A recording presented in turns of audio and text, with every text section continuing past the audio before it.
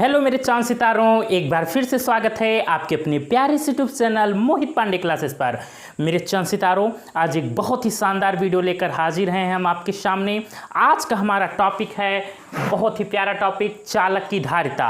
अंग्रेजी में इसको कहते हैं बच्चा कैपेसिटेंस ऑफ कंडक्टर।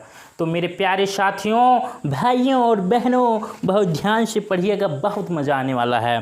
ठीक है, ये बहुत इंपॉर्टेंट टॉपिक है। ठीक है, क्योंकि आप लोग जानते हैं इसी ये टॉपिक जो है इसी से आपके चैप्टर की शुरुआत होती है। ठीक है, तो क्लास 12 फिजिक्स का ये टॉपिक है। तो भैया पापा परियों और मम्मी मगरमच्छों, आ जाइए। आपका ध्यान किधर है? मोहित सर इधर हैं। चलिए, तो हमारा टॉपिक है चालक की धारिता। तो धारिता होता क्या है? धारिता मतलब होता है औकात। हैं सर, ये क्या बोल रहे हैं? औकात, ये सब क्या बात कर रहे हो? देखो बच्चा, बात वहीं आएगी घूम के। जैसे बोलते हो ना, ओए तेरी औकात क्या है रे मेरे सामने? हाँ, तेरी हिम्मत कैसी हुई उसको देखने की? क्या औकात है तेरी? देखो, मतलब इसमें उसी है, वही है। क्या औकात ही? क्या किसी आवेश के धारण करने की क्षमता को हम क्या कहते हैं? धारिता कहते हैं। ठीक है, कि इसकी क्षमता कितनी है, आवेश को धारण करने की क्षमता कितनी है चालक की, उसी को हम कहते हैं धारिता। ठीक है, आप लोग को पता होगा, नहीं पता तो इसीलिए हमने बता दिया। ठीक है, चलिए, तो किसी चालक को आवेश देने पर, यदि हम किसी चालक को आवेश देते हैं तो देखो क्या होगा, उसके विभव में उसी अनुपात में वृद्धि होती है। बच्चा कुछ पल्ले पड़ा? किसी चालक को आवेश देने पर उसके विभव में उसी अनुपात में वृद्धि होती है। मेरे चांद सितारों, इसका मतलब ये हुआ घूम घुमा के कि जितना हम किसी चालक को आवेश देंगे उसके विभव में वृद्धि उतनी ही होगी। ठीक है, बात समझो नहीं समझो? जैसे बचपन में आप याद करो, जब मम्मी आपको क्या एक रोटी देती थी ना, तो आपका भाई क्या बोलता था? मुझे भी एक चाहिए। अगर थोड़ा सा भी तोड़ लो तो भैया शुरू ड्रामा, झूठे रोना शुरू। ठीक, तो वही काम वही है कि मतलब ये कि जितना हम आवेश देंगे उतना ही उसमें विभव होगा। ठीक है, तो दोनों एक दूसरे के समानुपाती होते हैं, जितना आवेश उतना विभव। ठीक है, मतलब क्या होगा इसका पूरा कंक्लूजन कि आवेश समानुपाती होगा विभव के। क्लियर है? क्या होगा? आपका आवेश प्रोपोर्शनल होगा आपका किसके? विभव के। क्लियर है? तो आपका जो आवेश है उसको हम लिख दिए कि ये विभव के समानुपाती है। इसको हम पहले ही इसलिए लिख लिए ताकि काम हमारा उतना ही है, हमारा तो टाइम उतना ही लगेगा लेकिन आपका टाइम बचेगा। ठीक है, अब आपके सामने एक एक अक्षर लिखे तो वीडियो 40 मिनट प्लस पहुंचेगी। ठीक है, वही चीज़ आपको 15-20 मिनट में मिल जाए तो क्या भैया, क्या अनर्थ हो जाएगा? देखिए, हम जानते हैं फिजिक्स में, हम शुरू में ही जब हमने फिजिक्स का दर्शन किया था तभी हमको बताया गया था कि फिजिक्स में जब कभी भी समानुपाती का चिन्ह हटता है तो एक नियतांक मिलता है। तो यहाँ पर जैसे आपको लिखा था Q प्रोपोर्शनल टू V, और जब हम इस प्रोपोर्शनल के साइन को हटाएंगे, इक्वल लगाएंगे, तो हमें एक नियतांक मिलेगा और यहाँ पर वो नियतांक C के रूप में मिलेगा। तो हमें इस प्रकार Q इक्वल टू C भी मिल जाएगा। और यहाँ से अगर हम C की बात करें अथवा और, तो ये क्या होगा? V इसके अपॉन में आ जाएगा तो Q अपॉन V हो जाएगा। यहाँ से हमें एक प्यारा सा फार्मूला आ गया, C equal to Q by V. और ये बहुत ही इंपॉर्टेंट फार्मूला है मेरे चांद सितारों, बहुत यूज़ होगा। ठीक है, तो C equal to Q by V. लेकिन हाँ, अभी C के बारे में तो आपको हमने बताया नहीं, थोड़ी बहुत जानकारी इसके बारे में भी ले लो बच्चा हमारे। इधर C क्या है? यहाँ पर C एक नियतांक के रूप में ही तो आया था। जब हम प्रोपोर्शनल के साइन को हटाए थे तब C को लाए थे, तो इसलिए यहाँ C क्या है? यहाँ पर C नियतांक है और C को हम यहाँ पर एक नया नाम देते हैं, क्या? चालक की धारिता।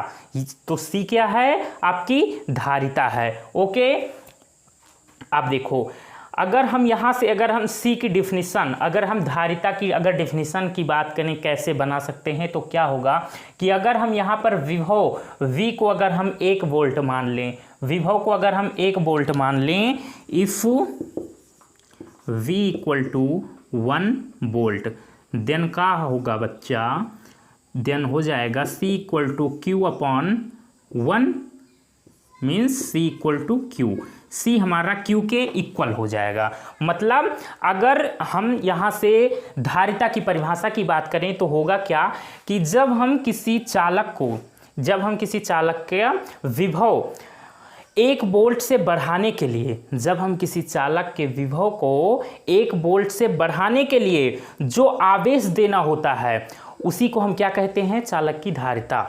क्या होगा, चालक का विभव 1 वोल्ट से बढ़ाने के लिए, 1 वोल्ट से बढ़ाने के लिए जो आवेश देना होता है, जितना आवेश हम देते हैं, ठीक है, वो क्या होता है, चालक की धारिता। ठीक है, वही बात हमने यहाँ पर लिखी है कि अर्थात चालक का विभव 1 वोल्ट से बढ़ाने के लिए जो आवेश देना होता है वह चालक की धारिता कहलाती है। कोनो भैया बहुत इंपॉर्टेंट नहीं है एक को जानने का, बस इसमें आप लोग इतना ध्यान रखिएगा, ये फार्मूला, ठीक है, बस यही आपके लिए भैया सफिशिएंट है, कोई ज़रूरत नहीं। और जो इम्पॉर्टेंट बात है वो अब देखो क्या है, वो है इसकी यूनिट की मात्रक क्या होता है। मात्रक देखो क्या होगा। तो भैया हम जानते हैं मात्रक कैसे निकाला जाता है, कैसे निकलेगा, हम जानते हैं कि C equal to Q upon V हमारे पास है भैया, दहेज में मिला है, क्यों बच्चा। तो हम जानते हैं कि अगर धारिता के मात्रक की बात की जाए तो होगा कैसे, क्यू क्या है यहाँ पर, क्यू है यहाँ पर आवेश, ठीक है, क्यू क्या है, आवेश, और यहाँ V क्या है, विभव है प्यारे, ठीक है। और आवेश का मात्रक आप लोग जानते हो भैया होता क्या है, कूलाम होता है, और विभव का मात्रक होता है प्यारे वोल्ट, ठीक है। तो इसका मात्रक क्या आएगा निकल के, इसका मात्रक निकल के आएगा, यहाँ नीचे लिख दें, नहीं यहीं पे लिख दो, इसका मात्रक निकल कूलाम प्रति वोल्ट, या इसी को हम कहते हैं फैरड, ठीक है। ये इंपॉर्टेंट पॉइंट है आपका, क्या कि धारिता का मात्रक क्या होता है, कूलाम प्रति वोल्ट या फैरड। क्लियर है। अब देखो, अब एक पॉइंट इसका और बचा है इंपॉर्टेंट, वो है इसकी विमा, ठीक है। डायमेंशन की बात अगर की जाए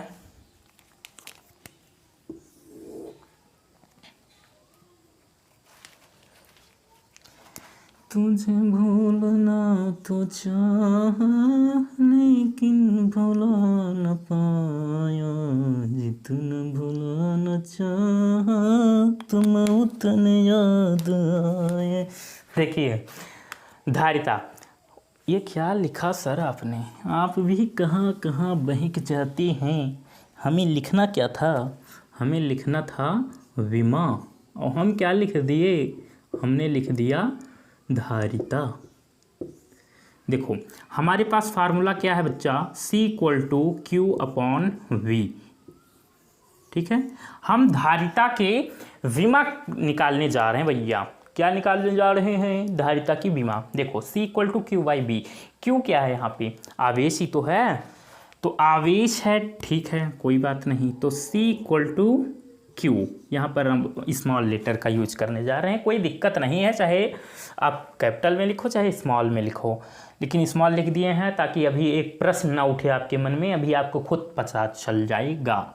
और V हम जानते हैं कि V बराबर क्या होता है, V बराबर W बाई Q होता है, ये फार्मूला भी हम लोग जानते हैं, V बराबर W बाई Q। तो यहाँ पर V की जगह हम क्या लिखेंगे, W अपॉन Q, ठीक है। अब हम इसको अगर सही से लिखें तो क्या होगा, पलट जाएगा, Q इस वाले Q के साथ में आ जाएगा, तो ये बन क्या जाएगा, ये बन जाएगा C इक्वल टू एक Q पहले से एक ये वाला Q पहुंच जाएगा, Q स्क्वायर अपॉन W, ठीक है। ये पॉइंट समझ में आया है कि नहीं, नहीं समझ में आया ना, मुझे पता है। देखो कैसे हुआ ये, मान लो लिखा है आपका x बराबर 2/5/3, ठीक है। तो इसका मतलब क्या हुआ, इसका मतलब ये हुआ कि इसको हम सही से अगर लिखें तो 2 और 2 के बटे में यहाँ कुछ नहीं था, लेकिन यहाँ पर था 5/3। तो जिसके बटे में कुछ नहीं उसके बटे में 1 होता है। यहाँ पर भी 2 के बटे में 1 था और दूसरी भिन्न हमारी क्या थी 5/3। ठीक है, तो इसको हम जब लिखते हैं तो क्या होता है 2/1 ये पलट जाती है, बीच में गुणे का चिन्ह लगता है मल्टीप्लाई, और 5/3 था तो 3 को ऊपर ले जाओ और 5 को नीचे ले जाओ, तो 3 दूनी 6 और 5 एकम 5। मतलब जो नीचे वाली भिन्न रहती है वो ऊपर वाले के साथ गुणा हो जाती है और जो ऊपर रहती है वो नीचे वाले के साथ। तो यहाँ पर देखो इसके क्यू के अपॉन में कुछ नहीं था, ठीक है, और W के अपॉन में Q था, तो ये Q ऊपर वाले के साथ मल्टीप्लाई हो गया, Q into Q, Q square बन गया, अपॉन में W। क्लियर है पूरा, कोई जल्दबाजी नहीं। और बच्चा जिन लोग को आता होगा वो भैया घबराएंगे नहीं, ठीक है, कि सर ये कितना अंदर घुस के पढ़ाते हो इतनी बेसिक से। जी, क्योंकि हमारे पास बहुत हर तरीके के स्टूडेंट हैं, उनको 1 2 3 से भी लेकर चलने की हमारी जिम्मेदारी है, ठीक है। और आपके भाई बहन हैं तो इसलिए आपको भी उनकी हेल्प करनी चाहिए, ठीक है। तो C = Q²/W। अब यहाँ से हमारा काम बन जाएगा। कैसे, हम जानते हैं Q क्या है, यहाँ पर आवेश है, क्या है आवेश। और आवेश जानते हो आप क्या, कि Q बराबर एक फार्मूला है आपके पास, Q बराबर IT, ठीक है। तो यहाँ से अगर हम I क्या है यहाँ पर धारा की विमा क्या होती है एम्पियर A, और T क्या है समय मतलब T, तो Q की विमा होती है AT। Q की विमा आप लोग डायरेक्ट याद रखिए, Q की विमा क्या होती है, मतलब आवेश की विमा AT होती है।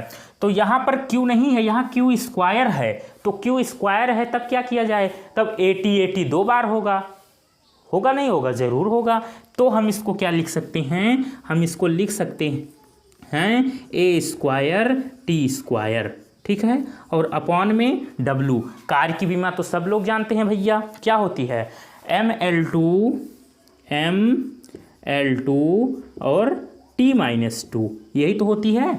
जी हाँ, यही होती है। अब इसको अगर सही से लिखें तो क्या होगा, ये ऊपर चला जाएगा, और ऊपर जाता है या कोई चीज़ ऊपर का नीचे आता है तो भैया चिन्ह में बदलाव होता है, ये भी जानते हैं आप।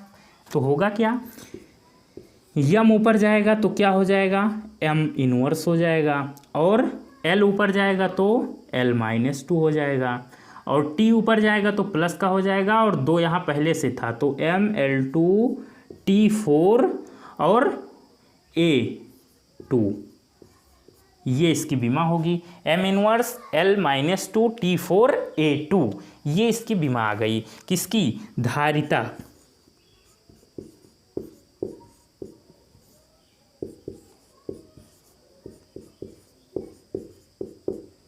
ठीक है, ये आपकी धारिता की विमा है। कोई कन्फ्यूजन होना नहीं चाहिए बच्चा। मैं साइड हो रहा हूँ, इसका आप लोग एक बार स्क्रीनशॉट लीजिए, फिर मैं पूरा एक बार फिर से आपको समझाऊंगा।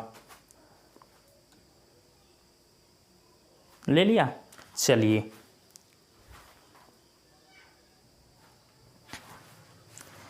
देखिए हमारा टॉपिक क्या था, चालक की धारिता। धारिता क्या होती है, किसी चालक के आवेश के धारण करने की क्षमता होती है, ठीक है। यदि हम किसी चालक को आवेश देते हैं, ठीक है, तो उसके विभव में उसी अनुपात में वृद्धि होती है। मतलब आवेश और विभव एक दूसरे के प्रोपोर्शनल होते हैं, समानुपाती होते हैं। क्यों प्रोपोर्शनल, V Q = CV। अगर हम प्रोपोर्शनल को हटाएंगे तो एक नियतांक मिलेगा, और वो नियतांक यहाँ पर C के रूप में मिल रहा है या मिला, ठीक है। तो यहाँ पर C क्या है, एक नियतांक है जिसको हम चालक की धारिता कहते हैं, ठीक है। अब C = Q/V, अगर हम C को लिखना चाहें तो C को यहाँ रोक लिया, V को इधर भेजे तो Q के अपॉन में हो गया, तो C = Q/V, जो कि यहाँ पर लिखा हुआ है।